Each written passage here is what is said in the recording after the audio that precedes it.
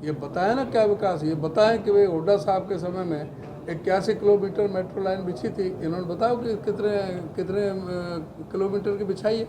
ये बताएं कि भाई 4 बड़े बिजली के कारखाने हुड्डा साहब के समय में बने थे। आज ये बताएं कि भाई कितने इनके समय में बने हैं। 100 गज के प्लॉट की योजना हुड्डा साहब ने जो गरीब के लिए दी थी वो इन्होंने क्यों बंद की, एससी कमीशन इन्होंने क्यों भंग किया।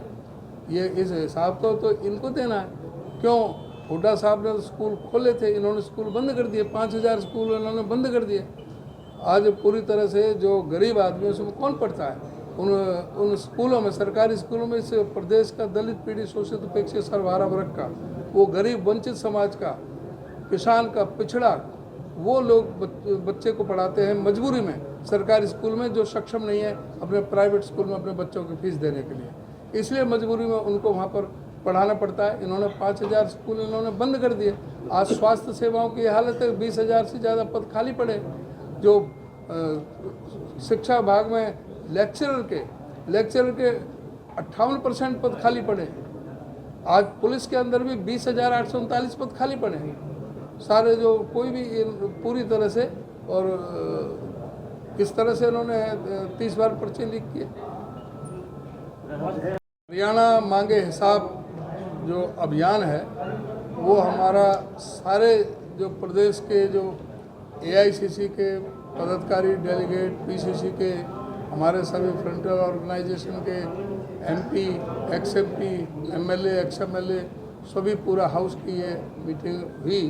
इससे पहले अभी 11 तारीख को हमने चंडीगढ़ में प्रोग्राम लॉन्च किया था प्रेस में, लेकिन आज जो है हमने सारे अपने पूरे हाउस को बुला करके उनको एजुकेट करने का, उसके बारे में बताने का कि जो 4 सीट हमने बनाई है इस सरकार के खिलाफ, जो 15 बिंदु हैं उनके बारे में पूरा विस्तार के साथ में बताया गया है कि भाई किस तरह से हरियाणा के अंदर जो लॉ एंड ऑर्डर की स्थिति है कितना आज भयावह बनी हुई है।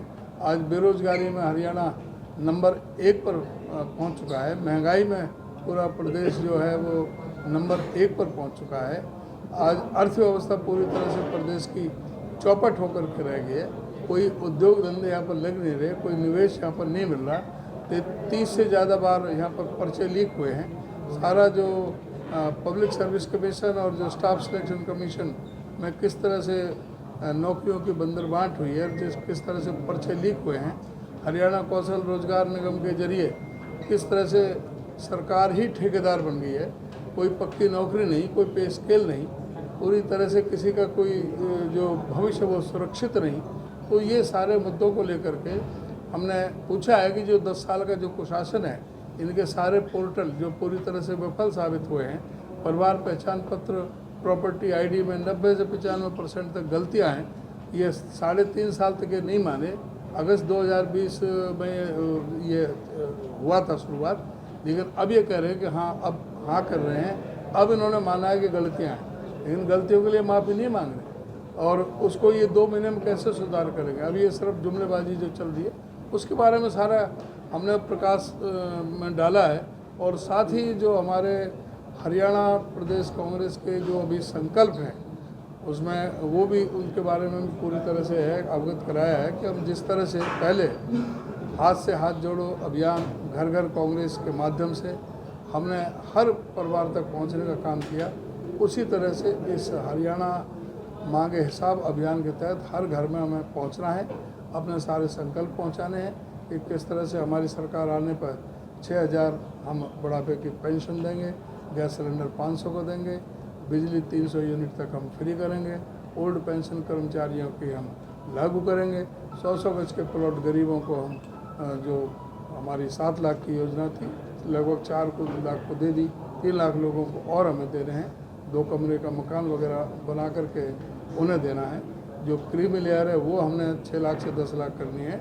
और 25 लाख रुपए का जो सरकारी खर्चे पर इलाज कराने का ये हमने उसमें रखे ये मुख्य मुद्दे।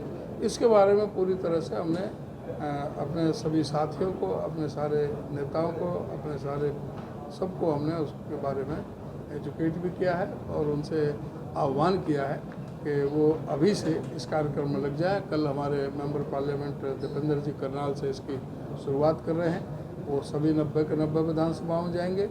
और अभी हमारे जो सम्मेलन चल रहे हैं, हुड्डा साहब और मैं, उन सम्मेलनों में विभिन्न कहीं दलित सम्मेलन है, कहीं पिछड़ा सम्मेलन है, कहीं व्यापारी सम्मेलन है, कहीं अपना श्रमिक सम्मेलन है, कहीं जो प्रवासी मजदूर हैं उनके सम्मेलन हैं। उन सारे जो ना हमने सारे सम्मेलन 20 अगस्त तक हमने प्रोग्राम तय कर रहे हैं। 20 अगस्त के बाद